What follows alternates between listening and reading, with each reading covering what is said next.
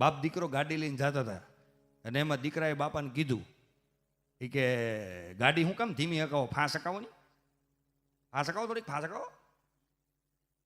એ કે આપણી ગાડી આટલી બરોબર હાલે છે, બરોબર, ફાંસ હકાવવાની જરૂર નથી. એમાં અલ્ટો ગાડી હતી, એમાં બાજુમાંથી એક વેગેનાર વાળો પસાર થયો અને એ સાઈડ કાપી ગયો.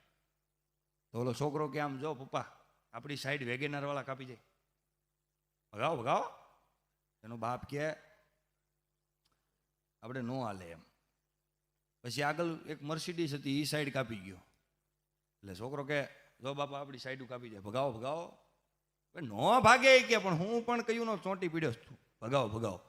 આપણી જે ગાડી છે ને એ મોડલની કેપેસિટી આટલી જ હોય. એનો છોકરો હળવેક દઈને બોલ્યો કે આ હું કેદું ન કહું છું, જ્યારે રિઝલ્ટ આવે ત્યારે ચોંટી પીડ્યા હોય બાજુવાળાના છોકરા જેટલા ટકા લાવતો હોય.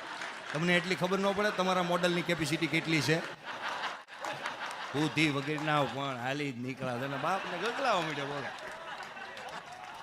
એટલે આપણા મોડલની કેપેસિટી કેટલી છે એ આપણે જોવાનું.